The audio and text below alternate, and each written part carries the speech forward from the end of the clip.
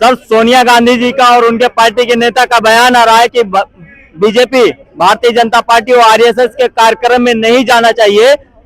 इसी को लेकर के वो राम मंदिर के प्राण प्रतिष्ठा का जो निमंत्रण मिला था उसे ठुकराया है। सोचिए कितने पाप किए होंगे कि बुलावा नहीं आ रहा है। अब कहते हैं वैष्णो देवी जाते हैं, नहीं जा पाते, बोलते हैं पता नहीं क्या पाप किया, बुलावा नहीं माता का आया।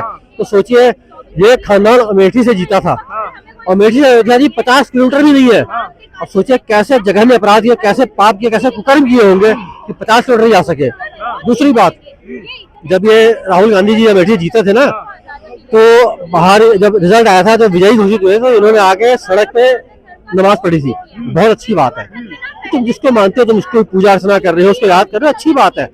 अब देखिए अगर वो नमाज पढ़ी है तो किस मुंह से राम मंदिर जाएंगे? क्योंकि इस्लाम में तो है कि भैया बुत पूजा, बुत परस्ती वर्जित है वो। अगर तुम हाथ खोल रहे हो तो हाथ जोड़ कैसे अंदर जाओगे फिर? अब या तो अगर आप राहुल गांधी अगर कहते हैं कि भैया हिंदू हूँ, तो अपने आचरण से पहले प्रूव करो कि हिंदू हो, उसके बाद बुलावा आएगा। उसका जिले अंदर पहन के जाओ तो बुलावा आएगा। अगर ठोकरेबाजी करोगे, शोषेबाजी करोगे ना, तो बुलावा नहीं आएगा।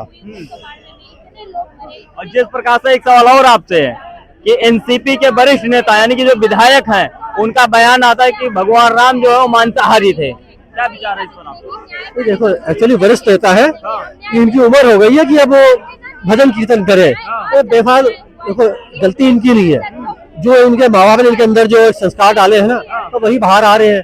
तो मैं गलती माँ बाप की, गलती इनकी नहीं है। जो बाप ने सिखाया बेटा वही बोल रहा है, और ये हर विरोधी पे, हर विपक्ष में लागू होता है, चाहे वो एनसीपी के हो, चाहे वो कांग्रेस के हो, चाहे वो सपा के हो, चाहे वो बसपा के हो।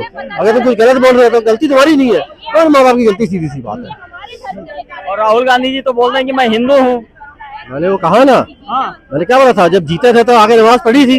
अच्छी बात है, पढ़ी नमाज, याद कर रहे हो। हिंदू हो तो भैया फिर हाथ खोलो, नहीं फिर हाथ जोड़ के जाओ तो बिल्कुल बुलावा है। वो तो जो नमाज पढ़ाता हो तो सबका साथ सबका विकास कर रहे हैं। राहुल गांधी का ये हाल है ना कि बाप जो था वो बाबरी था, अम्मा जो थी वो पादरी थी, और बेटा कहता है कि मैं जनेऊधारी हूँ। तो वो डीएनए मिक्स है, कितना डीएनए किसी को नहीं मालूम है।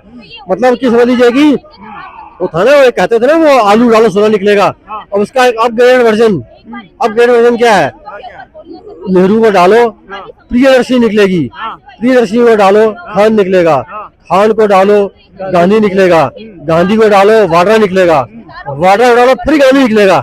यूनिस ने कहा है, आपको पता है ये वाड्रा के बेटे का क्या नाम है? रेहान गांधी। हाँ तो बताओ, मतलब माँ बाप वाड्रा, बेटा गांधी। अब ये बताओ रॉबर्ट वाड्रा की बीवी का क्या नाम है?